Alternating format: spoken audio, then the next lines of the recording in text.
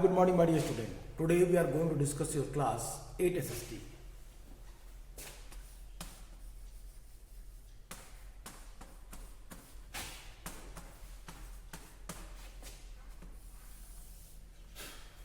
Class 8 SST क्या है भाई 8 SST का?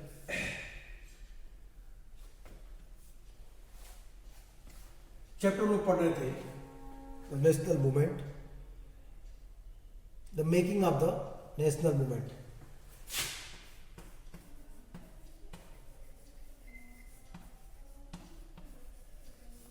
The making of the national movement.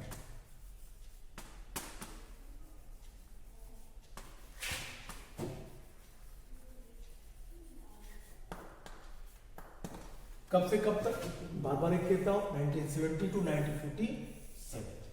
हम लोग कल बात कर रहे थे 1905 में पार्टीशन, 1905 का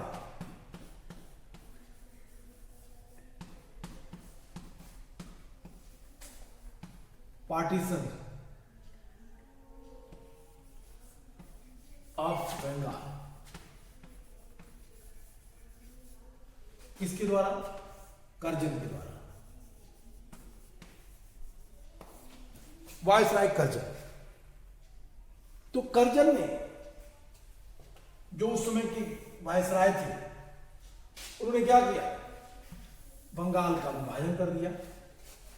उन्होंने कहा कि हमने दो आधार पर बंगाल का विभाजन किया है। इनका सबसे मेन एम उन्होंने कहा कि Bengal was very vast,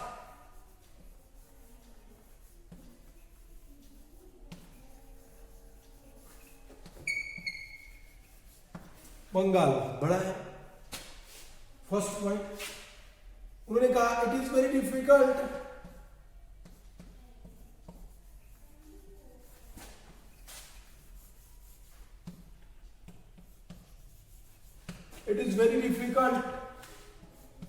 to control, it is very difficult to control. Okay, I mean to say that, इसको आसान शब्द में लिखें। वो कह रहे थे कि for reason of administrative convenience,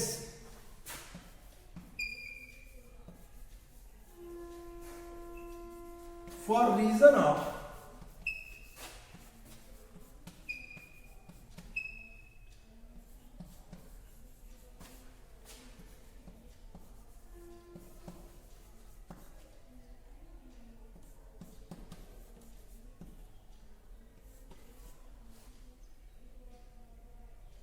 convenience, for reason of administrative convenience,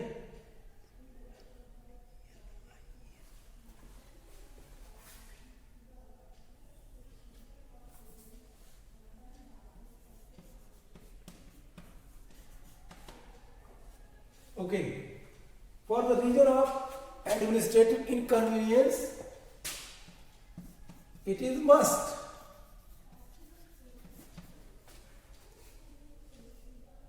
ये जरूर होना चाहिए। ये उन्होंने 3 पॉइंट्स दिए, बट एक्चुअल पॉइंट क्या था बंगाल डिवाइडेशन का? Divide and rule. मेन इनका जो मेन की जो बात थी वो थी डिवाइड एंड रूल, बांटो और राज करो। ये इनकी मेन एम थी। किसको, किस आधार पे? कहते हैं हिंदू और कहते हैं मुस्लिम्स। हिंदू को भेज दिया उन्होंने कहां पे? वेस्ट बंगाल, और मुस्लिम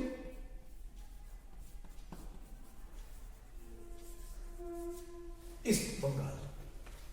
आज का वेस्ट बंगाल और ईस्ट बंगाल क्या है? वेस्ट बंगाल हमारे देश में है, हमारे देश का एक स्टेट है, और ईस्ट बंगाल वर्तमान बांग्लादेश है, जो उस समय स्वतंत्रता के बाद पूर्वी पाकिस्तान के रूप में जाना जाता था। My dear student, it is very cunning step which was taken by Britishers. And what happened? What was result of the partition of India?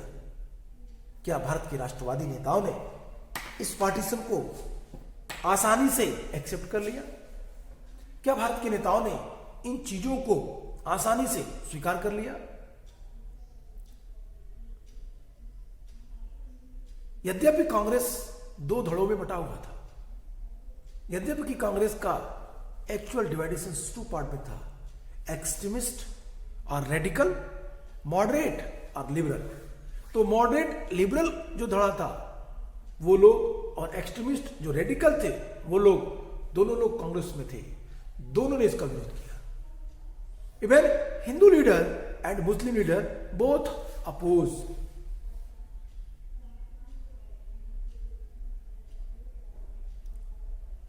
और फिर पूरे देश में अंग्रेजों के खिलाफ एक तेज तीव्र प्रतिरोध हुआ, एक लंबा संघर्ष चला। 1905 में संघर्ष स्टार्ट किया गया। डेट थी, अक्टूबर का महीना था। 1905 में घोषणा कर दी गई, बंगाल को दो भागों में बांट दिया जा रहा है। Bengal was divided into two part. It is the clear cut instructions given by the British government. That's result, the nationalist leader started the campaign against these partitions, both radical and moderate, with full of cooperation. They tried to oppose that. They did strict action. They started campaign. They started march against this policy. हुआ भी एक लंबा संघर्ष चला, और फिर यहीं पे दो चीजों पे, तीन चीजों पे हमने कल आपसे बात की थी।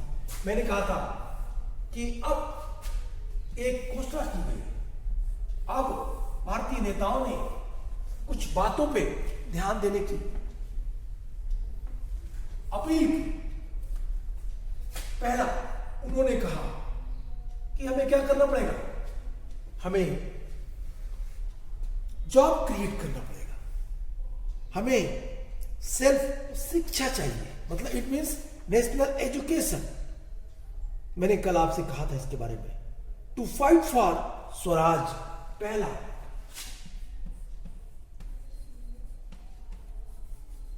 टू फाइट फॉर स्वराज,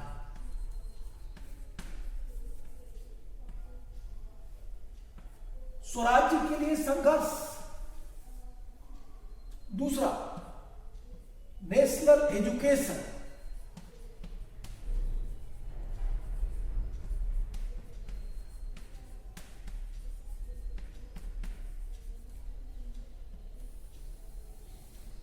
तीसरा, इन्होंने कहा कि जब तक हम लोग अपने देश में जॉब क्रिएट नहीं करेंगे, जब तक हम लोग सेल्फ हेल्प नहीं करेंगे, तब तक हम पूरी तरीके से सेल्फ कॉन्फिडेंट नहीं बनेंगे।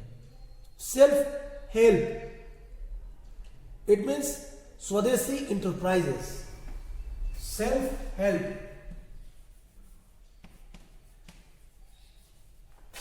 सेल्फ हेल्प, इट मीन्स स्वदेशी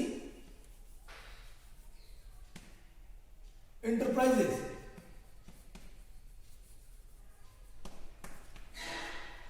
और फोर्थ में इन्होंने कहा, जो सबसे महत्वपूर्ण थी, चौथी बात, उन्होंने कहा हम क्या अपनाएंगे? Boycott of foreign good.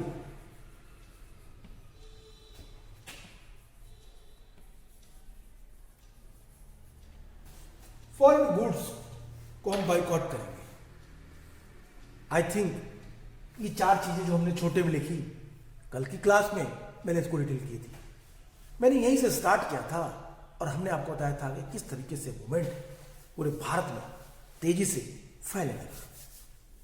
पूरा का पूरा देश बंगाल डिवाइडेशन का विरोध कर रहा था, चाहे वो महाराष्ट्र का लीडर हो, चाहे वो तमिलनाडु का, इट मीन मद्रास प्रेसिडेंसी का, चाहे वो यूनाइटेड प्रोविंस का हो, संयुक्त प्रांत का हो, इट मीन उत्तर प्रदेश का, या सेंट्रल प्रोविंस का, मध्य प्रांत का। My dear, it was the great, क्या था, प्रतिरोध था, एक महान विरोध किया गया। इस अवसर पे बंगाल के लोगों ने राखी दिवस मनाया। इस अवसर को बंगाल के लोगों ने वंदे मातरम दिवस के रूप में लिया। इस अवसर को बंगाल के लोगों ने एक ग्रेट चैलेंज के रूप में लिया। वंदे मातरम गाए गए, हिंदू मुस्लिम यूनिटी की कसमें खाई गई।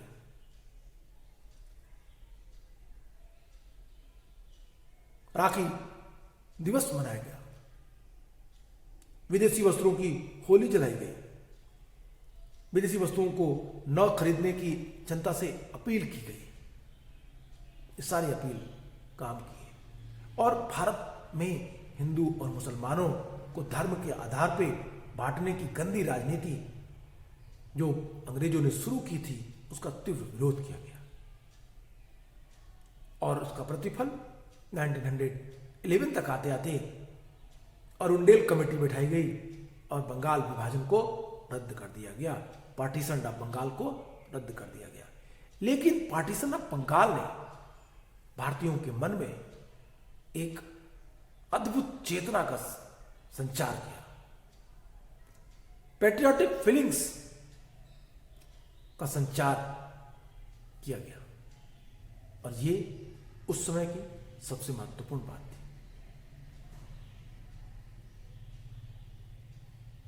इन सारी चीजों पे हम लोगों ने विस्तार से बातें पिछली क्लास में किया था। Again I am going to remind you all things which we discuss. Okay, let me explain. In 1905 viceroy Curzon partitioned Bengal. At the time, Bengal was biggest province of British India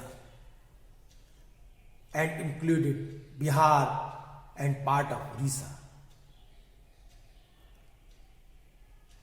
The British argued for dividing Bengal for reason of administrative convenience. Administrative convenience. What I'll discuss here. For reason of the administrative convenience. It was inconvenience for them. उनके लिए क्या था? कहता है कि Bengal was very vast. So that's why they failed. क्या कर रहे थे? They failed difficulties. It was very difficult to control for the reason of the administrative convenience. Administrative convenience के कारण भी इट इज मस्ट डिवाइडेशन होना जरूरी था। और मैंने कहा actually what they want that the I mean to say that कि जो नेशनल मूवमेंट में जो एक्सट्रीम धारा था वो तेजी से आगे बढ़ रहा था, तो उन्हें रोकने के लिए भी क्या था, डिवाइड एंड रूल पॉलिसी को उन लोगों ने इंप्लीमेंट करने की प्रयास किया। My dear, you can easily understand what I am saying. The British argued for dividing, which I discussed here. But matter is that what did administrative convenience mean? What did administrative convenience mean? ये administrative convenience mean का क्या था? मतलब इनमें administrative convenience क्या था? इसका मतलब क्या था? My dear, it was closely tied to interest of the British officials and the businessmen. Even so, instead of removing the non-Bengali area from the provinces of the government, separated East Bengal and West Bengal. Separated, अलग अलग करना था, divide and rule policy भी रखना था. Non-Bengali area from the provinces, the government separated East Bengal and merged it with Assam. Perhaps the main British motive were to crucial the influence of Bengali politicians and split the Bengali people. The partition of Bengal infiltrated people all over India. All sections of the Congress, the moderates and the radicals, as they may be called, opposed it. The large public meetings and demonstrations were organized, and novel methods of the mass protest developed. The struggle that the unfolded came to be known as the swadeshi movement. Swadeshi movement के रूप में मनाया गया. Swadeshi movement strongest in Bengal but with echoes elsewhere too. In the Deltic Aegean, for instance, it was known as the Vande Mataram. स्वदेशी movement केवल बंगाल में ही नहीं, बल्कि ये पूरे भारत में तेजी से फैला. The Swadeshi movement sought to oppose British rule and encourage the idea of self-help, Swadeshi enterprises, national education, and use of Indian language. Here, what I am saying, यहाँ पे आप use of Indian language को भी जोड़ सकते हैं. Use of Indian language, Swadeshi enterprises, self-help, national education, fight for Swaraj, and boycott foreign goods.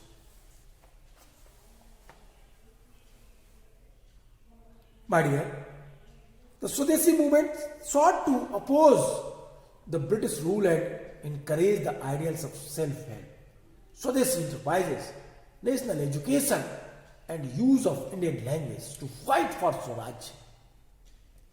The radicals advocate the mass mobilization and boycott of British institutions and goods. Some individuals also began to sort the revolutionary violence would be necessary to overthrow British rule.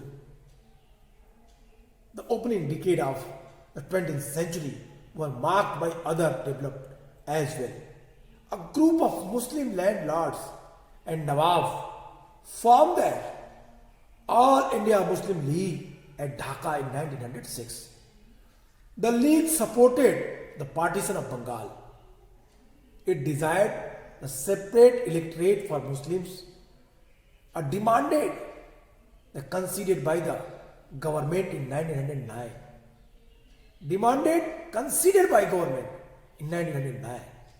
Some seats in the councils were now reserved for Muslims who would be elected by Muslim voters.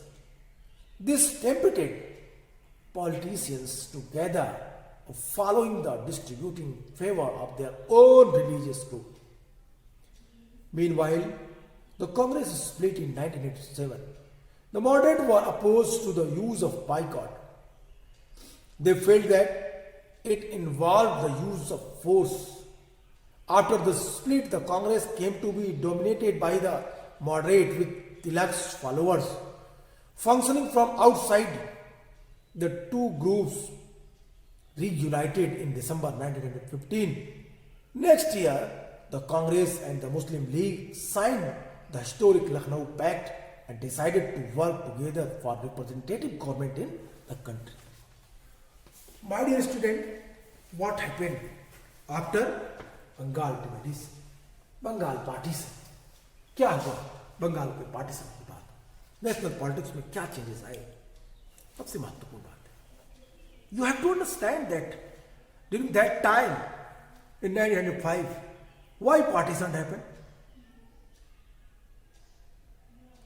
As I told you, according to Britishers, for administrative convenience,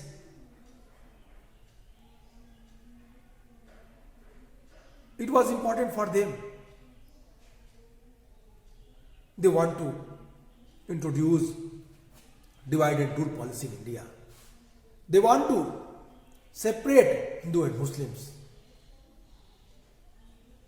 And they also discuss कि इन चीज़ों पे, उन बातों पे, उन जगहों पे किस तरीके से हिंदू और मुसलमानों को अलग कर दिया जाए। साथ ही साथ इस पॉलिसी का उनको फायदा भी मिला।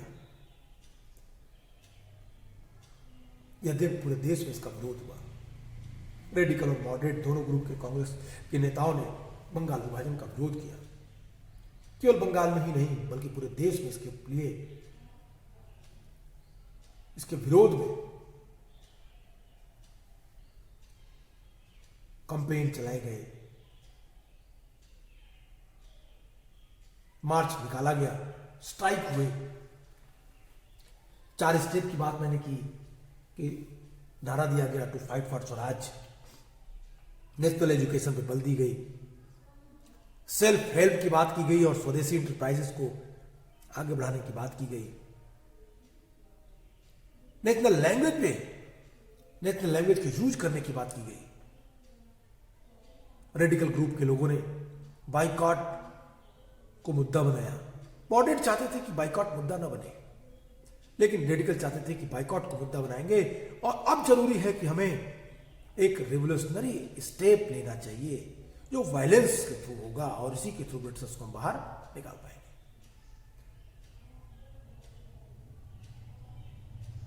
बड़े पैमाने पे लोग इससे अट्रैक्ट हुए। युवा वर्ग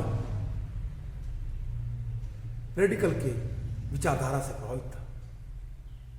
ये वही समय था 1906, 95, 96 का समय, जब बंगाल में एक ऐसा धड़ा था मुस्लिमों का जो ये चाहते थे कि धर्म के आधार पे बंगाल को या पूरे देश को सेपरेट इलेक्ट्रेट मिले। Separate electorate should be on the basis of religion. Muslims, they asked for that we want separate electorate because we are in minorities, so that's why it is very important and useful for us. What is the meaning of separate electorate? Separate electorate की meaning हुई कि अब मुस्लिमों का representative मुस्लिमों के द्वारा ही, मुस्लिम voters के द्वारा ही चुना जाएगा। 1906 में ढाका में मुस्लिम लीग का गठन किया गया। नवाब सलीमुल्लाह खान, आगा खान, वकारुल मुश्ताक हुसैन, तीनों के अगुवाई में ढाका के नवाब सलीमुल्लाह खान के घर मुस्लिम लीग 1906 में बनी, 1906 में फॉर्म हुई। उनकी डिमांड थी separate electorate. And it is very interesting matter which I want to tell you that the Muslim League favored the partition of Bengal. Muslim league एकमात्र पार्टी थी जो बंगाल विभाजन को स्वीकार कर रही थी, क्योंकि उन्हें सेपरेट इलेक्टोरेट चाहिए था। सेपरेट इलेक्टोरेट के लिए अपने लिए कुछ राजनीतिक अधिकार काउंसिल्स में वो चाह रहे थे, इसलिए उन लोगों ने ऐसा किया। 1909 Parliamentary reform, constitutional development 1909, that is called parliamentary reform. In that, the separate electorate was accepted by, conceded by British government. British government के द्वारा ये मान लिया गया, स्वीकार कर लिया गया सेपरेट इलेक्टोरेट। हाउ स्ट्रेंज, इतनी जल्दी उन्होंने मांग की और अंग्रेजों ने बात मान ली। क्यों? क्योंकि they know very well that it was the great opportunity for us that what we want. We want divide and rule on the basis of the communal, I mean to say on the religion. We want the Hindu and Muslim, they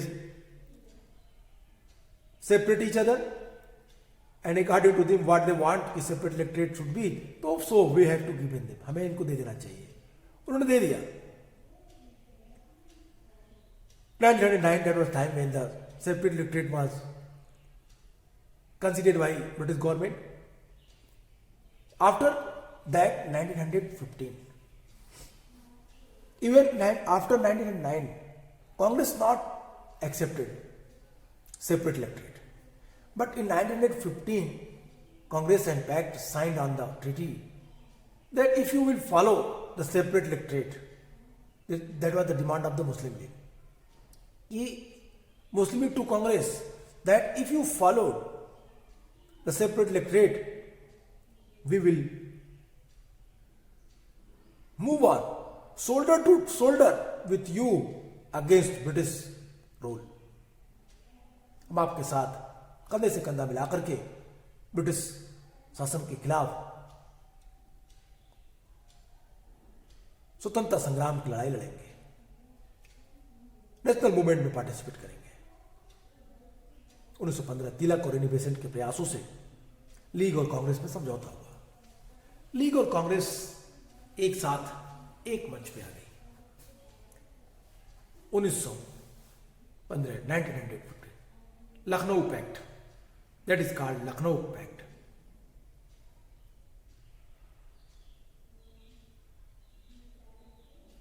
Ambika Charan Majumdar was the president of that session. ये पूरा session हुआ तिलक और Annie Besant के प्रयासों से, इसमें सफलता मिली। मोहम्मद अली जिन्ना ने भी इसमें काफी योगदान दिया और अब मूवमेंट आगे बढ़ा। 1906 में होम रूल लीग आया। Home rule league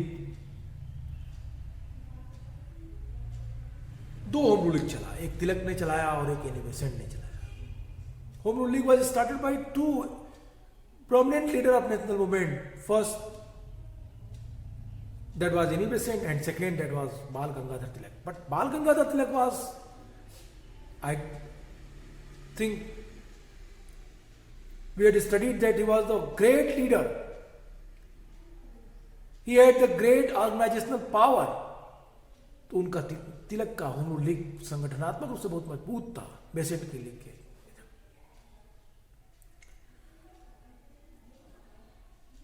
Lokmanya Tilak का लीग पूरे लगभग भारत में था। बेसेंट की league, home rule league southern part के क्षेत्रों तक सीमित थी। तो इस तरीके से होम रूल लीग चला और होम रूल लीग में मांग की गई स्वशासन की। हमें क्या चाहिए? हमें अपना शासन चाहिए, हमें पार्टिसिपेशन चाहिए काउंसिल्स में, लेजिस्लेटिव असेंबली में। हमें अपने लोगों के ऊपर भी कानून बनाने के लिए, शासन करने के लिए कुछ नियम चाहिए, कुछ अधिकार चाहिए। इनकी डिमांड की गई। होम रूल लीग की बात को यद्यपि अंग्रेजों ने स्वीकार तो नहीं किया, लेकिन इस पर चर्चाएं चली। और यही वो समय था जब भारत में एक मेरिकल लीडर का आगमन होता है, और ये लीडर है मोहनदास करमचंद गांधी। 1915 का कांग्रेस सेशन, 16 कांग्रेस सेशन, महात्मा गांधी मिलते हैं, कांग्रेस सेशन की बैठक में भाग लेते हैं, और यहीं पे वो पहली बार राजकुमार शुक्ल से मिलते हैं, जो पश्चिमी चंपारण में किसानों के ऊपर हो रहे नील इंडिगो की खेती और किसानों के एक्सप्लॉयटेशन के लिए आंदोलन चलाने के लिए गांधी जी से मिलने राजकुमार शुक्ल आए थे। गांधी जी मिलते हैं और गांधी जी एक्सेप्ट करते हैं कि okay, I will be there, हम वहां आएंगे, हम आपके लिए आवाज उठाएंगे। गांधी जी 1917 में चंपारण पहुंचते हैं। चंपारण गांधी जी का पहला भारत में चलाया गया आंदोलन था किसानों के लिए। नील की खेती के संबंध में किसानों का जो एक्सप्लॉयटेशन हो रहा था, तिनकठिया पद्धति को खत्म करने की बात की गई। गांधी जी का वहां पहुंचना, बहुत हद तक ये आंदोलन का सफल होना, दोनों एक चीजें से जुड़ी हुई थी। Days to date it is the very interesting matter कि ऐसा हुआ। गांधी जी ने चंपारण मूवमेंट को लगभग सफलतापूर्वक संपन्न कराया। अंग्रेजों ने गांधी जी की डिमांड मान ली किसानों का एक्सप्लॉयटेशन रुका। 1918 में गांधी जी ने खेड़ा और अहमदाबाद और खेड़ा में भी आंदोलन चलाया। चंपारण में किसानों के लिए, अहमदाबाद में मिल मजदूरों के लिए, और फिर खेड़ा में किसानों के लिए। 1918 के बाद गांधी जी ने कभी भी किसानों और मजदूरों के लिए 1947 तक कोई आंदोलन नहीं चलाया। हाउ स्ट्रेंज कि स्टार्टिंग तो गांधी जी किसानों से करते हैं, स्टार्टिंग तो गांधी जी वर्कर्स से करते हैं भारत में अपने पॉलिटिकल लाइफ का, लेकिन बाद में किसानों और मजदूरों की जगह अब वे पूरे देश का नेतृत्व करने लगते हैं। We will discuss this topic in my next class. आज के लिए इतना ही। Good bye and take care.